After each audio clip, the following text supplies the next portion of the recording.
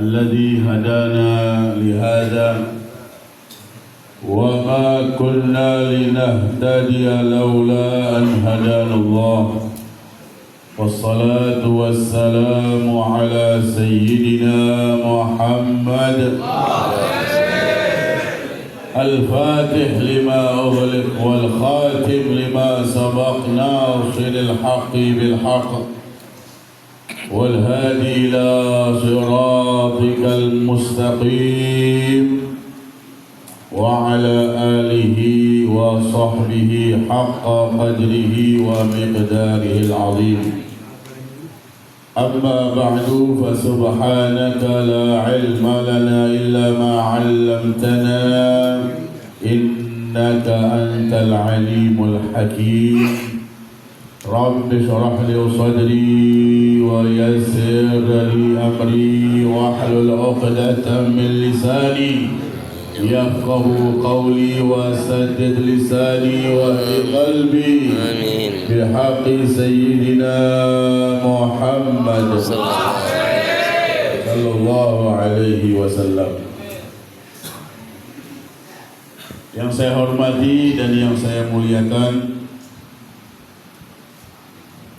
Ketua DKM Musholla Al-Barakah Bapak Haji Mursyid, begitu juga Presiden Suling Sekelurahan Jatirasa Al-Ustadz Syarifuddin Bastian.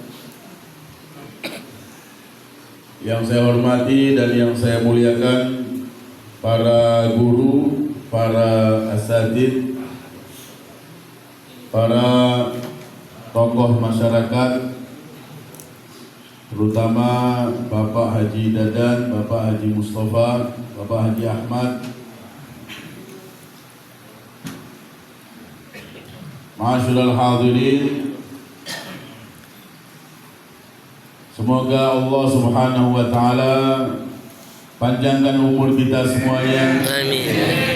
Dalam keadaan sehat afiat, dalam keadaan istiqamah. Allah Subhanahu wa taala pertemukan kita kembali dengan bulan suci Ramadan tahun ini dan tahun-tahun yang akan datang. Amin ya rabbal alamin. Ma'asyiral hadirin rahimakumullah. Pada tahun 10 kenabian, artinya 10 tahun setelah Rasulullah Sallallahu Alaihi Wasallam diangkat menjadi Nabi dan Rasul, Nabi Sallallahu Alaihi Wasallam mendapatkan musibah besar, yaitu 2 orang yang mendukung dakwah Nabi Muhammad SAW dengan nyawanya dan dengan hartanya, meninggal dunia. Yang mendukung membela dakwah Nabi Muhammad SAW dengan nyawanya, yaitu Abu Thalib, meninggal dunia. Tidak lama kemudian disusul oleh orang yang membela mendukung dakwah Nabi Muhammad dengan hartanya habis-habisan, yaitu istri beliau Sallallahu Alaihi Wasallam, Siti Khadijah. Maka tahun 10 kenabian ini Nabi mensifatinya dengan Amul Huzni, tahun kesedihan. Begitu juga dikarenakan 2 orang ini meninggal dunia yang membela Nabi Muhammad, mendukung Nabi Muhammad dalam dakwahnya, orang-orang kafir Mekah semakin menjadi-jadi, menyakiti, mengganggu Nabi Muhammad SAW. Sampai-sampai setiap beliau jalan mau ke Ka'bah, beliau ditarik ke sana, ditarik ke sini. Kemudian sebagian mereka mengambil tanah dan dilemparkan ke wajah Nabi Muhammad SAW. Sebagian mereka meludahi Nabi Muhammad dari jarak dekat. Ketika Nabi Muhammad sedang sholat di Ka'bah, karena sebelum kewajiban sholat malam Isra Mi'raj sudah ada sholat yang mana ketika Nabi Muhammad diangkat jadi Nabi dan Rasul usia 40 tahun ketika di Gua Hira, setelah malaikat Jibril menyampaikan wahyu yang pertama Iqra, malaikat Jibril mempraktekkan wudhu dan sholat 2 rakaat. Maka saat itu kaum muslimin yang jumlahnya sedikit sholat hanya 2 rakaat di siang dan malam, dan hukumnya tidak wajib. Setiap Nabi sholat di Ka'bah, ketika lagi sujud dilempar dengan kotoran kambing, kadang punggungnya ditaruh di atasnya jeroan ontak yang berat dan bau. Kemudian kadang Nabi Muhammad ketika sujud sampai dicekik dengan kain,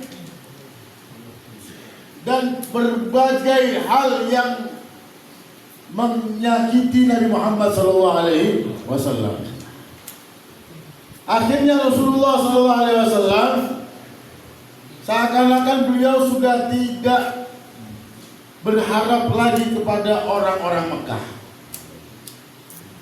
Seakan-akan sudah putus asa. Akhirnya beliau ingin berdakwah di luar Mekah. Dan penduduk yang banyak di luar Mekah ada di daerah pegunungan, yaitu daerah Taif. Kalau selain itu ada penduduk, cuma mereka sering pindah-pindah, yaitu kita namakan dengan orang-orang Badui. Ada penduduk yang banyak yang dekat dengan Mekah, namun jaraknya 100 km, yaitu daerah Taif. Nabi meletakkan harapan dakwahnya di daerah tersebut. Apalagi masih ada hubungan kekeluargaan orang-orang Mekah dengan orang-orang Taif. Akhirnya beliau berangkat menuju ke Taif, jalan kaki 100 km melalui gurun, batu-batu, gunung-gunung yang tidak ada pohonnya, tandus, batu tajam. Beliau jalan kaki mengajak pembantunya yang dari kecil diasuh oleh Nabi Muhammad, yaitu sahabat Zaid bin Harithah radhiyallahu anhu. Kenapa Nabi Muhammad tidak mengajak sahabatnya yang kaya atau tokoh Quraisy, tokoh Mekah seperti Sayyidina Abu Bakar As-Siddiq, Sayyidina Utsman bin Affan? Ini adalah siasat dakwah Nabi Muhammad supaya beliau tidak dicurigai dakwah di luar, dan Nabi tidak mengendari ontak supaya orang-orang kafir Mekah menganggap Muhammad keluar sebentar. Jadi supaya tidak diketahui oleh orang-orang kafir Mekah kalau Nabi Muhammad keluar untuk dakwah, beliau mengajak pembantunya saja, Zaid bin Harithah, dan tidak mengendarai ontak, jalan kaki 100 km. Sampai di Taif, beliau menemui tokoh masyarakatnya 3 orang, dan semuanya menolak tawaran ajakan Nabi Muhammad SAW, dan menolak dengan keras. Sampai ada yang mengatakan dari 3 tokoh tersebut, bahasa kita, emang gak ada orang lagi selain ente yang ngaku nabi? Akhirnya Nabi Muhammad SAW mengatakan kepada mereka, baik, kalau kalian tidak mau menerima ajakan saya, tolong jangan beritahu orang-orang Mekah kalau saya kesini. Namun apa? Mereka justru mengutus satu pemudanya untuk berangkat ke Mekah, kasih tahu kalau Muhammad keluar dari Mekah, dakwah di Taif, dan ditolak juga. Akhirnya Nabi Muhammad SAW setelah itu diusir dari Taif. Bahkan tokoh masyarakat yang 3 tadi menfitnah Muhammad ini orang ngaco, orang gila, ngaku nabi sembarangan, dan menyuruh anak kecil dan preman-preman Taif untuk musir Muhammad dan untuk melempari Nabi Muhammad dengan batu.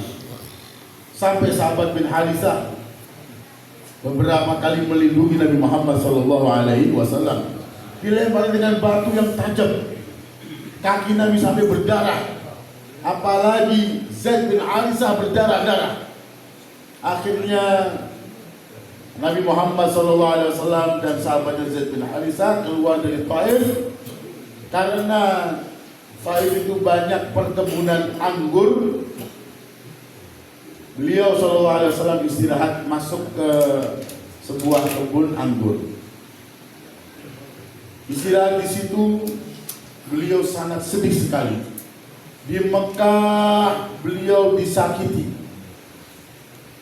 Berharap di luar Mekah, di Taif, diusir.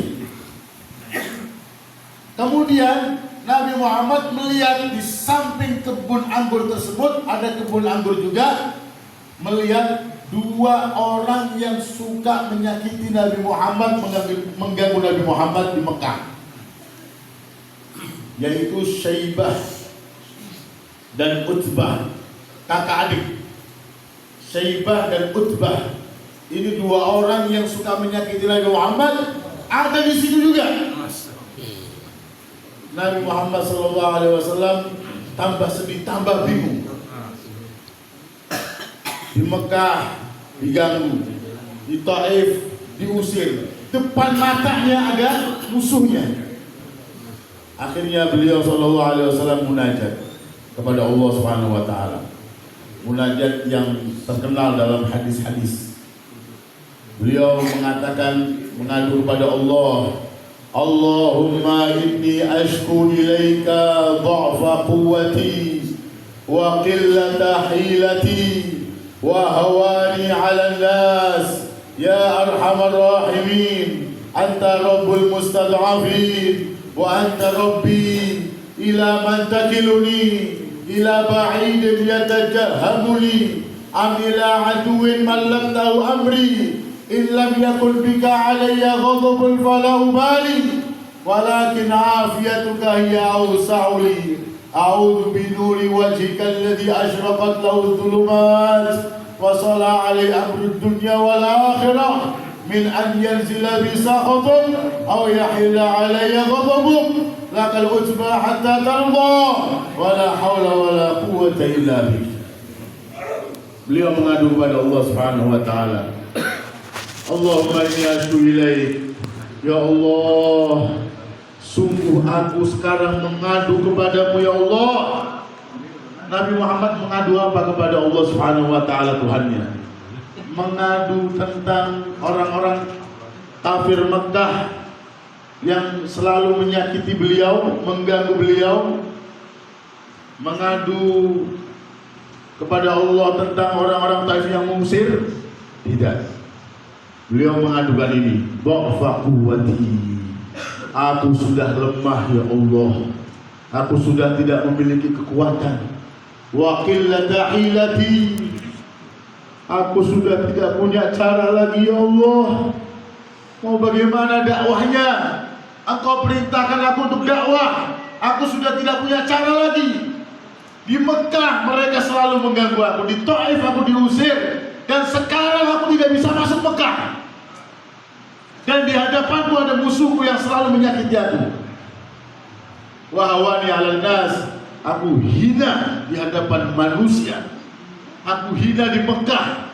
Aku diludahi, aku dilempari dengan tanah. Aku ditarik sana ke sini. Aku dicekik. Aku ibadah dilempar dengan kotoran. Di Taif aku dilempari oleh batu oleh anak-anak kecil dan preman-premannya. Aku hina di hadapan manusia, ya Allah. Lihat Nabi Muhammad tidak menyalahkan orang lain, menyalahkan dirinya. Sudah lemah, gak punya cara lagi, dan sudah hina di hadapan manusia. Yang penting engkau ya Allah gak murka kepadaku. Jangan sampai gara-gara aku disakiti di Mekah, gara-gara aku diusir, engkau murka sehingga engkau menghukum mereka. Jangan ya Allah. Jangan sampai engkau turunkan bala. Jangan sampai engkau murka kepada mereka. Lihat begitu rahmahnya Nabi Muhammad sallallahu alaihi wasallam. Allahumma shalli ala Muhammad. Bahkan setelah munajat itu Allah perintahkan malaikat Jibril untuk mengatakan kepada Nabi Muhammad sallallahu alaihi wasallam, wahai Muhammad, aku diperintahkan oleh Allah untuk menuruti apa perintahmu sekarang tentang orang-orang Taif itu. Apa aku kasih tahu malaikat-malaikat penjaga gunung Taif untuk memberikan musibah kepada mereka, atau bagaimana? Terserah engkau. Aku diperintahkan oleh Allah untuk menuruti permintaanmu, perkataan kamu, perintahmu. Akhirnya Rasulullah mengatakan apa? Wahai Jibril, kalau mereka tidak mau beriman kepadaku sekarang, aku berharap anak-anak cucu-cucu mereka beriman kepada aku. Kalau mereka tidak mau, aku berharap anak-anak keturunan mereka beriman kepadaku. Akhirnya malaikat Jibril mengatakan, Shadaqa man sammaka ar-Raufar Rahim. Sungguh maha benar Allah subhanahu wa ta'ala yang mensifatimu dengan Ar-Rauf Ar-Rahim, yang sangat sayang kepada umat manusia. Engkau tetap mengharap mereka mendapatkan hidayah. Berbeda dengan nabi-nabi yang lain. Nabi-nabi yang lain, kalau umatnya tidak mau beriman, apalagi mengganggu nabinya, langsung mereka memohon kepada Allah untuk menurunkan azab kepada yang tidak mau beriman. Nabi Soleh, Nabi Hud, Nabi Nuh seperti itu.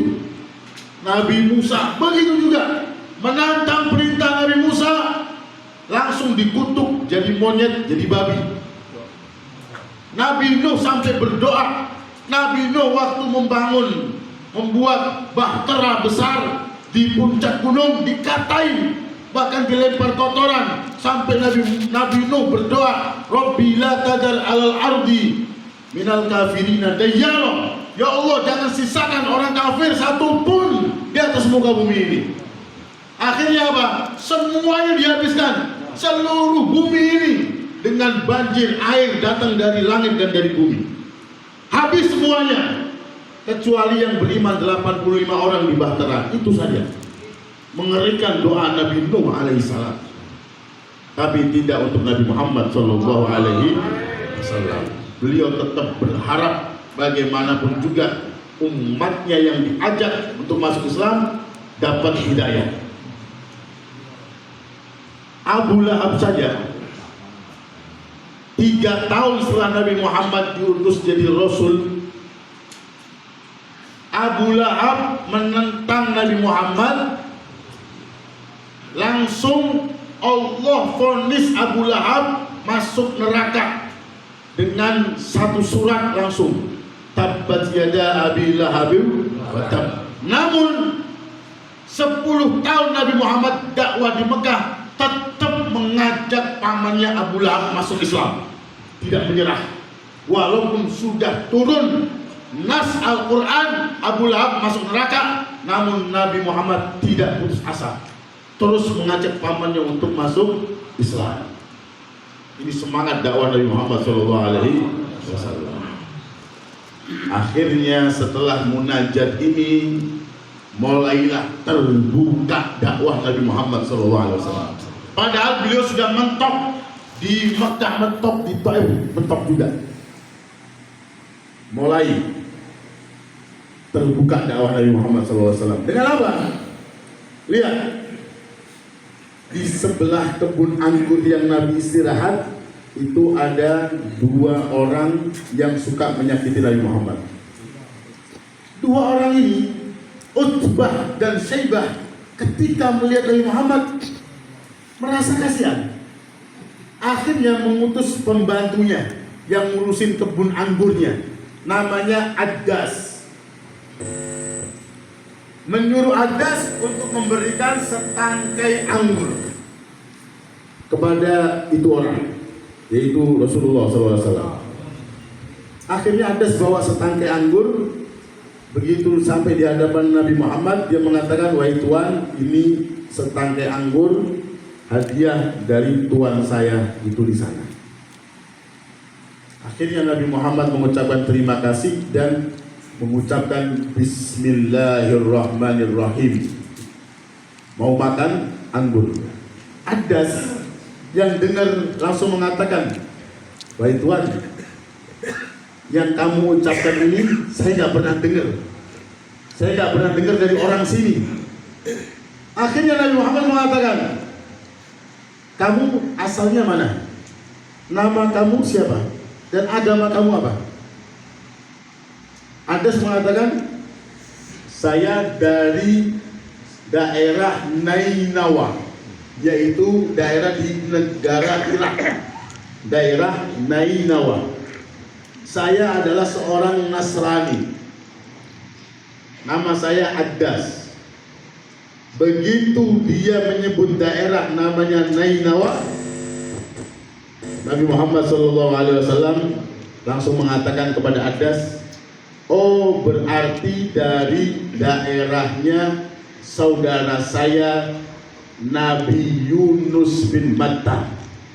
Kaget Addas. "Tahu apa kamu tentang Nabi Yunus?" Binnya saja, banyak orang kampung saya di Nainawa itu sudah nggak tahu lagi. Anak-anak muda sana sudah nggak tahu lagi Nabi Yunus itu bapaknya siapa namanya. Kamu kok tahu Nabi Yunus bin Matta? Akhirnya Rasulullah mengatakan, "Ini disebutkan di dalam Al-Quran yang turun kepadaku tentang cerita Nabi Yunus." Rasulullah cerita tentang Nabi Yunus panjang lebar.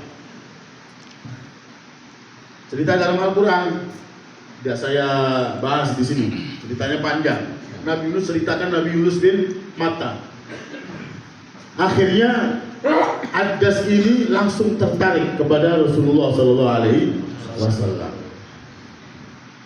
Begitu tahu tentang Nabi Yunus bin Matta, ceritanya mendetail dan ini adalah informasi dari Allah, dari kitab suci, langsung Addas beriman, syahadat, masuk Islam. Habis munajat, terbuka dakwahnya, masuk Islam. Orang jauh, orang Nainawa. Saya waktu umroh Ramadan, waktu di imigrasi, saya sedang buka puasa. Ada satu orang saya tawarkan minum, kemudian orang itu tanya kepada saya, "Kamu dari mana?" "Saya dari Indonesia." "Bapak dari mana?" "Saya dari Irak, dari Nainawa." Langsung saya mengatakan, "Dari daerahnya Nabi Yunus bin Matta." "Kok tahu kamu?" "Iya, saya baca sejarah." Masya Allah, dari Nainawa juga dia. Addas masuk Islam. Dan kalau kita ke Taif, ada petilasannya, tempat Addas berkomunikasi dengan Rasulullah SAW dan masuk Islam, itu dibangun masjid, namanya Masjid Addas. Setelah itu Rasulullah SAW pulang balik ke arah Mekah. Namun beliau bingung. Orang-orang Mekah pasti tidak terima saya, karena mereka sudah tahu kalau saya keluar dari Mekah untuk dakwah. Nabi istirahat satu daerah antara Mekah dan Taif, namanya Wadi Nahlah, lembah kurma, Wadi Nahlah. Ketika Rasulullah sedang sholat malam, beliau membaca Al-Quran dengan keras. Tiba-tiba datang 9 raja jin dari Suriah. Jin-jin itu dulu pernah mendengar tentang ajaran Nabi Musa alaihissalam. Jin ini, 9 ini mendengarkan bacaan Rasulullah SAW, dan kemudian Allah Subhanahu wa Ta'ala beritahu kepada Nabi Muhammad bahwasannya ada 9 jin yang mendengarkan bacaan kamu. Akhirnya Rasulullah SAW beliau mengajak mereka dan mereka masuk Islam. Dan ini disebutkan di surat dengan namanya, yaitu surat Al-Jin. Nabi Muhammad diketahui dalam sejarah dakwah kepada jin 2 kali. Yang saya tahu 2 kali. Yang pertama yaitu sepulang beliau dari Taif mau ke Mekah. Beliau memasukkan Islam 9 pembesar jin, kemudian Nabi perintahkan mereka untuk dakwah kepada kaumnya.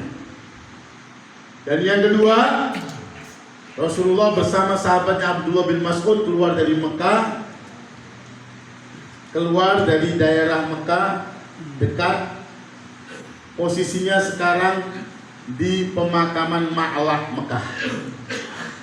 Nabi di situ mengajak sahabatnya Abdullah bin Mas'ud radhiyallahu an. Kemudian Abdullah bin Mas'ud, Nabi membuat lingkaran di tanah. Abdullah bin Mas'ud diperintahkan untuk masuk di situ, lingkaran tersebut. Jangan keluar dari lingkaran ini. Kemudian Nabi Muhammad menuju satu tempat, dilihat oleh Abdullah bin Mas'ud. Ini hadis diriwayatkan oleh Abdullah bin Mas'ud. Saya melihat Rasulullah SAW dari kejauhan, kemudian didatangi oleh seakan-akan bayangan hitam sampai Nabi Muhammad tidak terlihat. Ternyata bahwa Nabi Muhammad sedang berdakwah kepada jin. Setelah selesai, Rasulullah mengatakan kepada Abdullah bin Mas'ud, kalau kamu keluar dari lingkaran ini, kamu akan masuk alamnya mereka, mungkin kamu nggak kuat. Pernah lihat penampakan apa enggak? Kalau penampakan aja serem. Ini Abdullah bin Mas'ud dikatakan, kalau kamu keluar dari lingkaran itu, maka kamu akan ikut dengan saya.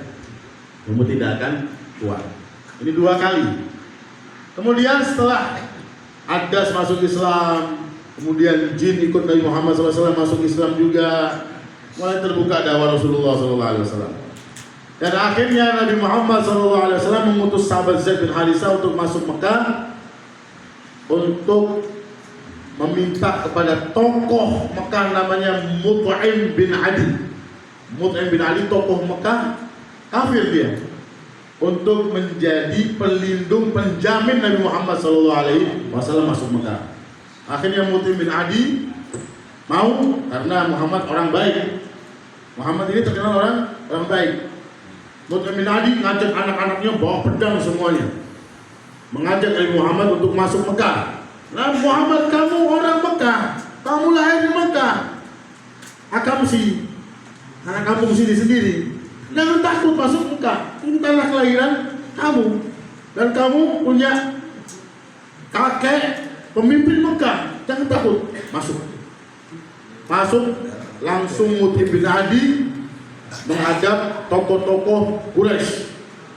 Tokoh-tokoh Quraisy kaget, Muhammad kok bisa masuk sama Mut'im. Baik Mut'im, kamu ikut Muhammad apa cuma menjamin keamanannya? Saya cuma jamin keamanannya, tenang aja, saya masih kafir. Begitu maksudnya. Saya nggak ikut Muhammad, saya cuma jamin keamanannya, kamu jangan ngapa-ngapain dia. Berhasil Muhammad masuk Mekah. Dan selama itu Nabi Muhammad selalu dikawal, terutama oleh pamannya yang sudah masuk Islam yang pemberani, yaitu Sayyidina Hamzah bin Abdul Muttalib. Dikawal Nabi Muhammad SAW, takut ada yang mengganggu menyakiti Rasulullah SAW. Dan ketika Rasulullah SAW sedang tidur di Hijr Ismail, tidurnya beliau berbaring sisi kanan, kemudian di sampingnya pamannya Hamzah bin Abdul Muttalib, dan samping beliau lagi sepupunya Ja'far bin Abu Thalib. Nabi ada di tengah. Nabi mengatakan, tiba-tiba saya melihat ada 3 orang besar. 3 orang ini langsung mengangkat saya. 1 orang mengangkat saya dan saya diletakkan di samping sumur Zam-Zam, masih berupa sumur 21 meter dari Ka'bah. Saya ditelentangkan. Ternyata 3 orang ini malaikat Jibril, malaikat Mikail, dan malaikat Israfil. Kemudian saya dibelah dada saya dari bawah leher sampai ke bawah perut. Kemudian dibelah benar. Tapi Rasul tidak merasakan sakit. Ada beberapa sahabat mengatakan saya melihat seakan-akan kayak bekas operasi gitu di dadanya Nabi Muhammad SAW.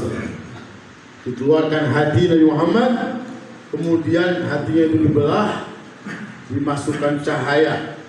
Ternyata ini adalah persiapan untuk menghadap Allah Subhanahu wa Ta'ala.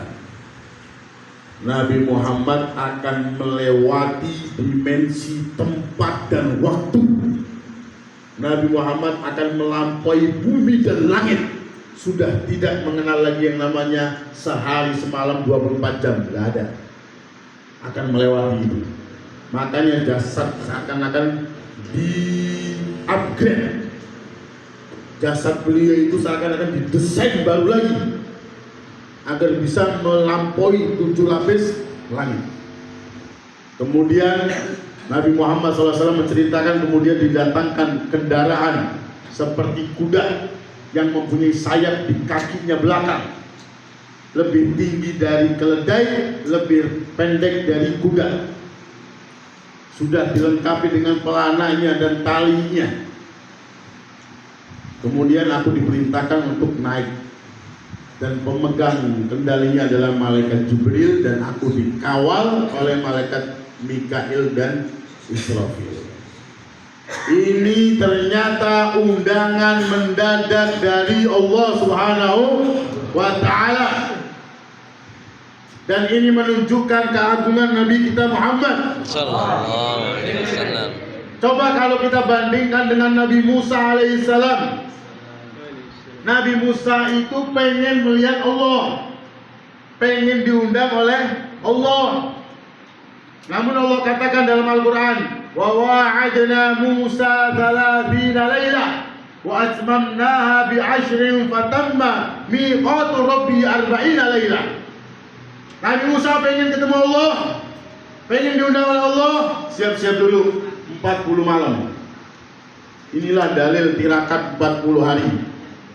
Mau kebal, mau mahabbah, mau apa lagi? Dapat emas 1 kilo.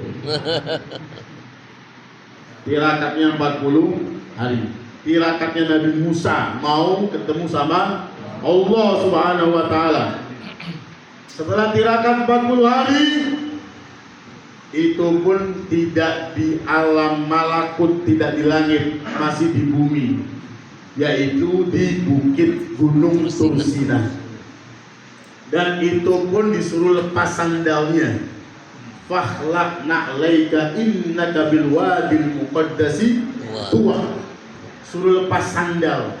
Dan itu pun gak bisa melihat, hanya mendengar dan bisa berkomunikasi. Oleh karena itu Nabi Musa saat itu, sebelum Nabi Muhammad, ada Nabi yang paling tinggi derajatnya, karena satu-satunya Nabi yang kalimullah, bisa berbicara dengan Allah tanpa melalui malaikat Jibril.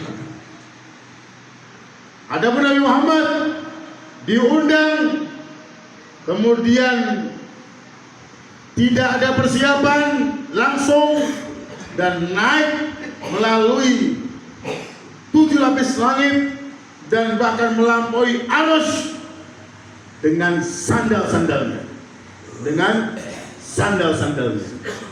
Sandalnya Nabi Muhammad sederhana, beliau buat dari kulit kambing, dilapisi bawahnya, dikasih tali, udah itu aja. Gak ada mereknya, gak ada Buceri, Carville, Neckerman, gak ada. Dia sendiri, Nabi Muhammad sederhana, tapi sandal itu bisa naik ke bumi dan langit.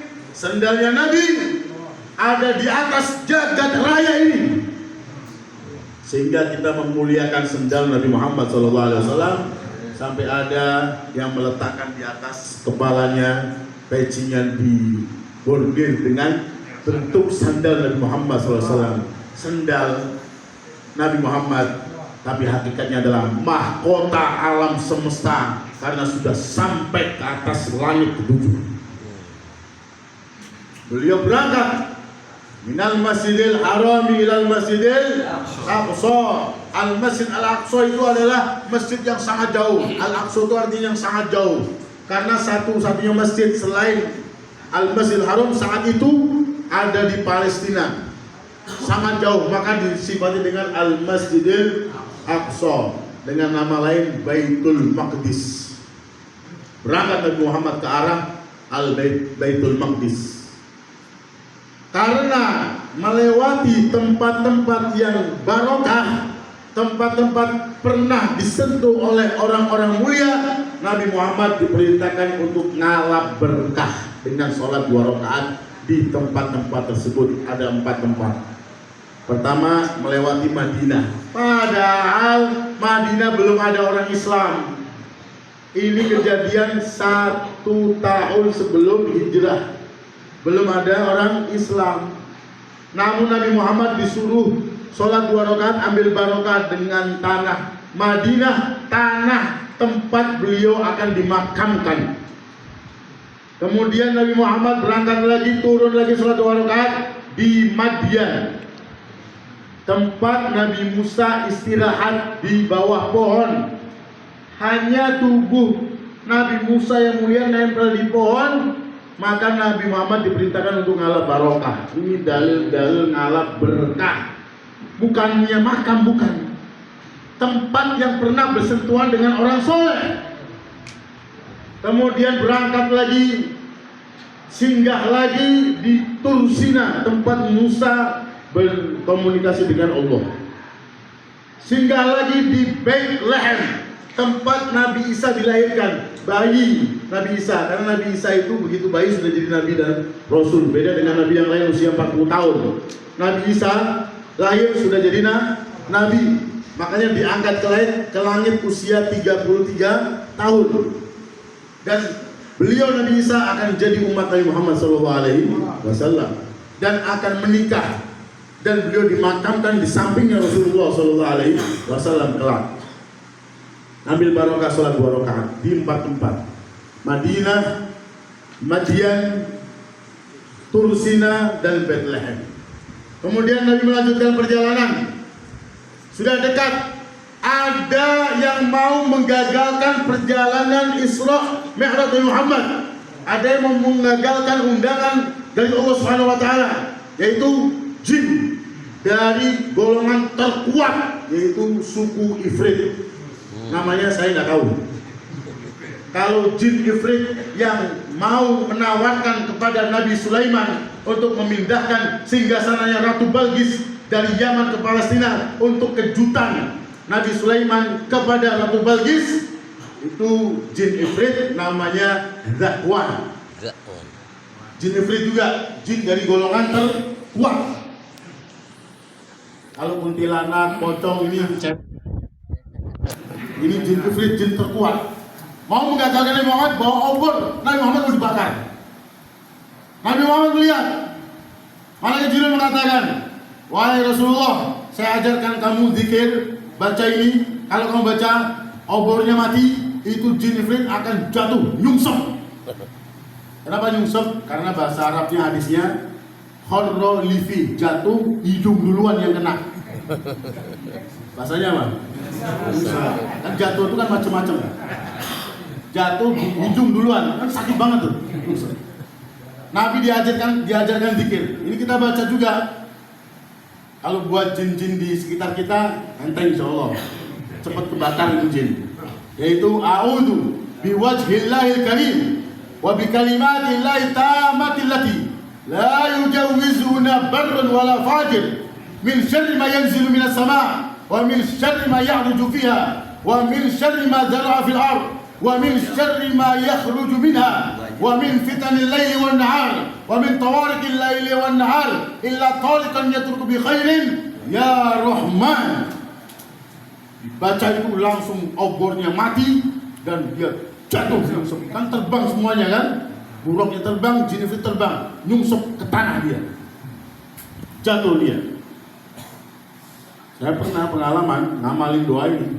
Ada satu pojokan kamar mandi, katanya ada jinnya. Begitu saya baca, memang benar ternyata. Aura perlawanan itu kuat sekali. Benar ternyata ini. Ini baca ini. Ada juga zikir dari Rasulullah SAW untuk mengalahkan jin. Ini babnya bab jin dulu nih. Ada zikirnya gampang banget. Apa namanya? Masya Allah ka wa ma lam yasha lam yakun wala hawla wala quwata illa billah. Udah itu aja. Ini dalam hadis bahkan dikatakan apa? Li harqil jin, untuk bakar jin lagi. Tapi jangan, kita musir aja, jangan bakar. Nah kemudian setelah berhasil menjatuhkan jin ini yang mau menggagalkan perjalanan Isra Mi'raj Muhammad, Nabi Muhammad mulai diperlihatkan yang gaib, yang macam-macam. Di antaranya adalah diperlihatkan orang yang sedang disiksa, kepalanya dipukul sampai hancur, orang yang nggak sholat, diperlihatkan hukuman orang yang tidak mau sedekah, zakat, diperlihatkan orang yang makan daging mentah yang bau padahal sampingnya ada daging yang matang yang enak. Ini orang yang berzina padahal sudah punya istri yang enak di rumah, jajan lagi dia. Kemudian ada orang yang dilempari dengan batu masuk ke mulutnya sampai besar perutnya, kemudian tenggelam di kubangan darah yang bau, yaitu bagi orang makan riba. Ditampakkan oleh Allah Subhanahu wa taala. Begitu juga ditampakkan aroma wangi. Aromanya siapa? Tukang sisir anak perempuannya Fir'aun, yaitu Masyitatu binti Fir'aun. Masyitatu binti Fir'aun, tukang sisir anak perempuannya Fir'aun. Yaitu ketika lagi nyisir anak perempuannya Fir'aun, jatuh sisirnya, langsung dia mengatakan, celakalah Fir'aun. Dengan nama Allah, celaka Fir'aun. Kata anak perempuannya, memang ada Tuhan lagi selain bapak gua? Ada. Siapa? Allah. Saya kasih tahu bapak ya. Dia kasih tahu sana. Kata Masyitah. Akhirnya dikasih tahu Fir'aun. Fir'aun marah, panggil pembantunya itu. Masyitah dipanggil. Ada Tuhan selain aku? Iya, Tuhanku dan Tuhan kamu Allah Subhanahu wa taala. Saya hukum mati kamu, silahkan. Tapi saya minta, kalau mau hukum mati saya dengan suami saya dan dengan anak saya, oke? Permintaanmu saya kabulkan. Akhirnya dipanggil suami dan anaknya. Fir'aun langsung bikin panci besar, dikasih minyak mendidih, dicemplungkan satu-satu. Suaminya, anak pertamanya, dan Masyitah punya anak dua. Anak yang pertama langsung sudah jatuh, sama anak kecil yang sedang menyusui. Masyitah kasihan sama anak yang masih bayi ini, mundur.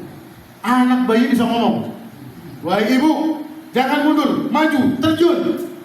Akhirnya Masyitah terjun ke panci yang penuh dengan minyak mendidih itu, dan begitu masuk semuanya keluar aroma wangi, dicium oleh semua yang nonton di situ, dan aroma wangi itu juga dicium oleh Nabi Muhammad SAW. Kemudian Rasulullah sampai di Al-Masjidil Aqsa. Beliau parkir buruknya, diikat buruknya. Sampai sekarang ada tuh tempat ikat buruknya ada. Diparkir buruknya, masuk ke Baitul Maqdis. Kemudian Rasulullah SAW setelah masuk, Allah perintahkan semua nabi dan rasul yang pernah diutus 124.000 nabi dan rasul semuanya kumpul di situ semuanya. Kemudian didirikan sholat. Siapa yang jadi imam ini? Yang tua, Nabi Musa. Oh enggak, saya nggak disuruh sama pengurus, nggak disuruh. Yang paling tua siapa? Oh bapak kita Nabi Adam. Nabi Adam. Maju, itu kan paling tua nih, bapak kita semuanya. Saya nggak ada jadwal imam rotib di sini. Nggak ada yang berani semuanya. Yang tua-tua nggak berani. Nabi Muhammad juga bingung. Siapa yang imam nanti ini? Akhirnya malaikat Jibril datang. Malaikat Jibril itu dalam bentuk orang terus, tanyakan. Langsung digandeng tangan Nabi Muhammad suruh maju. Dan inilah penobatan Nabi Muhammad sebagai Imamul Anbiya wal Mursalin, Sayyidul Anbiya wal Mursalin, penobatannya. Makanya dalam Maulid tiba mauliduhu di Makkah wa hijratuhu wa sultanu bisyam. Dan beliau jadi raja, imam para nabi dan rasul di Syam, yaitu di Palestina, di Baitul Maqdis. Karena Palestina termasuk bagian dari Syam, wa sultanu bisyam. Nabi jadi imam. Setelah itu, setelah selesai sholat, para nabi dan rasul saling memuji Allah Subhanahu wa taala, jadi kayak ceramah satu gitu. Kemudian Nabi Muhammad diperintahkan oleh malaikat Jibril untuk menuju satu batu yang besar. Batu besar itu disediakan tangga, namanya Mi'raj. Mi'raj itu artinya adalah tangga. Makanya kalau di dalam bahasa Arab itu Isra Mi'raj. Isra itu kalau dalam shorof itu bentuknya masdar, asra yusri isra'an. Tapi kalau Mi'rajnya nggak pakai masdar, harusnya uruj. Isra dan uruj, araja ya'ruju urujan. Tapi Mi'raj itu pakai isim alat. Isim alat Mi'raj, alat untuk naik. Menggunakan alat untuk naik.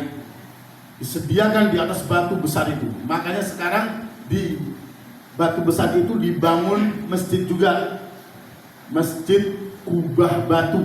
Masjidnya kubahnya warnanya emas. Itu di bawahnya batu besar, tempat Rasulullah di atas disediakan tangganya.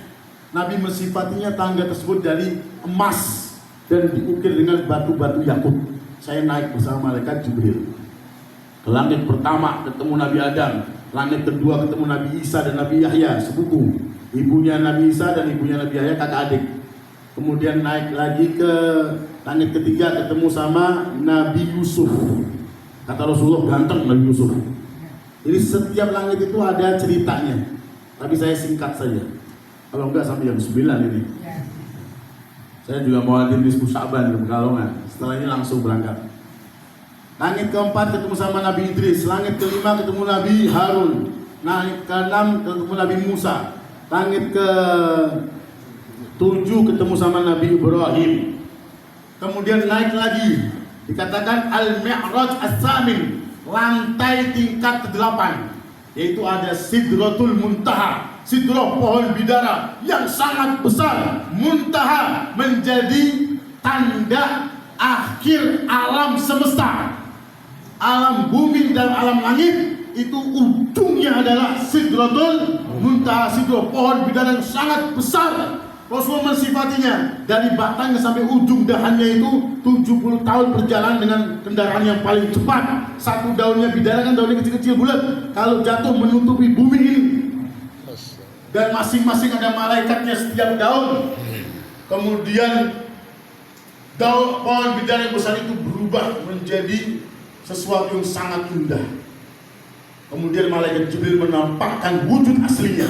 Disebutkan dalam surat An-Najm, cerita tentang Mi'raj.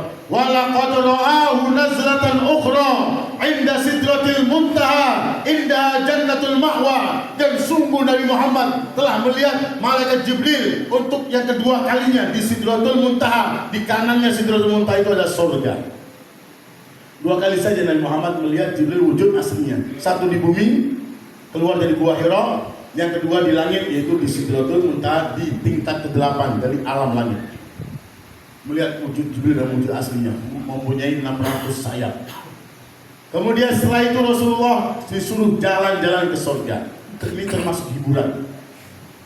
Nabi Muhammad sudah capek dakwah luar biasa, tantangannya.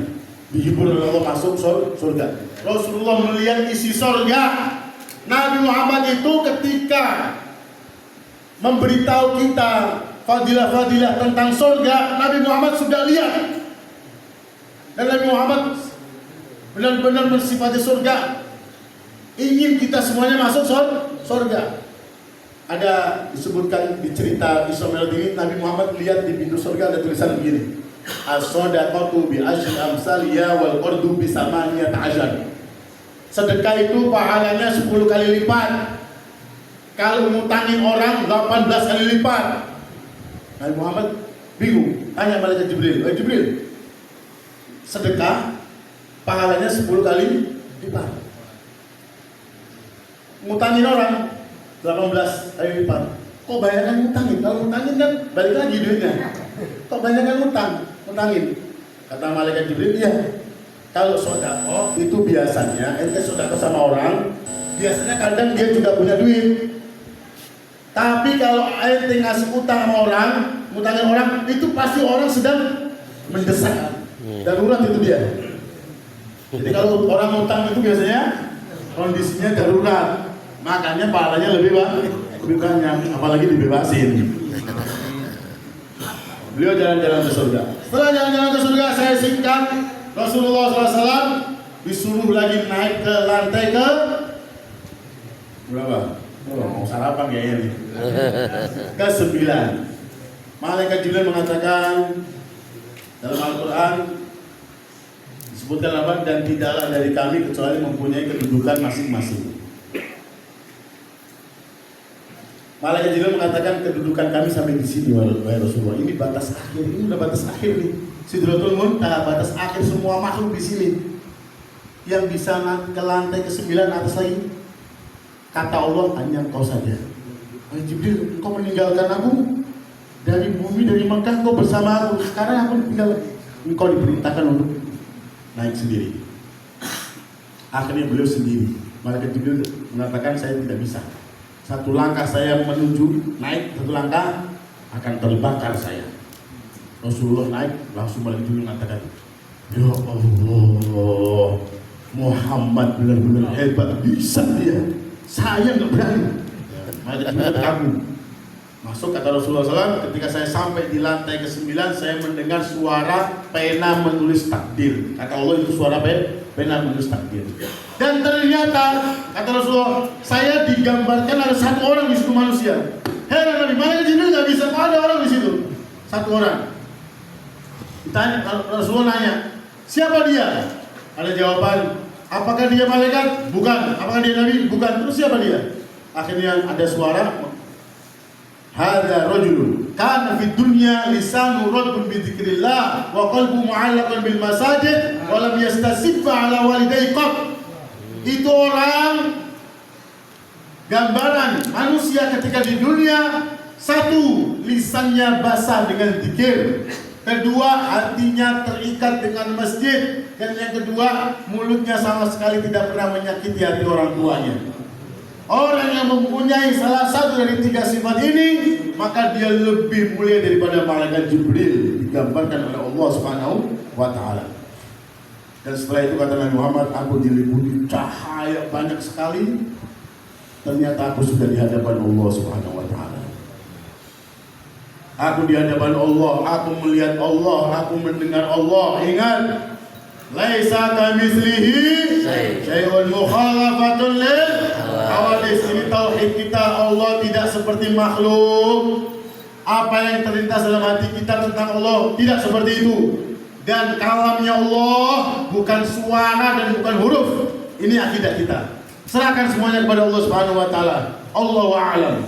Pokoknya kita yakini Nabi Isra Mi'raj dengan jasad dan rohnya, melihat Allah dengan mata kepalanya, mendengar Allah Subhanahu wa Ta'ala, mendengar kalam Allah Subhanahu wa Ta'ala. Dan Rasulullah merasakan nikmat yang luar biasa, sehingga Rasulullah mengatakan, aku tidak mau pulang, sudah di hadratillah, sudah di hadapan Allah, merasa nikmat. Orang soleh yang mati saja meninggal dunia, gak mau balik lagi ke dunia, tempat masalah, tempatnya sakit, sudah nikmat dalam barzah Raudhatul Jannah, gak mau balik lagi. disebutkan dalam hadis oleh Al-Imam Al-Ghazali. Apalagi Rasulullah sudah menghadap Allah nikmat melebihi nikmat surga. Namun Allah katakan, al-halah allati syahida al-an ja'alta laka fis shalah. Keadaan, kenikmatan yang kau rasakan saat ini wahai Nabi Muhammad yang nikmat, aku jadikan ketika engkau sedang sholat, engkau pulang balik masih punya tugas lagi, masih dakwah. Akhirnya Rasulullah SAW bawa 3 oleh-oleh dari Allah. Saya singkat, padahal ada perjalanan, ada balik, ada bolak-baliknya ya. Kasih 50 waktu sholat, 50 kali sholat. Yang kedua, 2 ayat terakhir dari surat Al-Baqarah, amana rasul bima unzila ilaihi min rabbihi wal mu'minun, langsung. Dan yang ketiga adalah ampunan bagi yang dosa besar. Ingat, umat terdahulu kalau punya dosa besar sebelum mati dapat sialnya dulu. Sebelum mati kena sialnya dulu. Untuk umat Nabi Muhammad dapat ampunan Allah bagi pendosa besar dengan tobat. Langsung bersih seperti bayi baru lahir. Yang penting mau tobat. Kalau umat dahulu nggak bisa. Ada hukumannya dulu di dunia sebelum mati, kena sialnya dulu, baru bisa hilang itu dosa besar. Umat Nabi Muhammad cukup taubat, istighfar, hilang dosa besar. Ini didapat waktu Isra dan Mi'raj. Akhirnya Nabi Muhammad pulang, ketika itu diliputi cahaya lagi, ternyata sudah dipegang sama malaikat Jibril di Sidratul Muntaha. Turun, ketemu Nabi Ibrahim, no comment. Ketemu Nabi Musa, Nabi Musa yang tahu rasanya berbicara dengan Allah hanya Nabi Musa.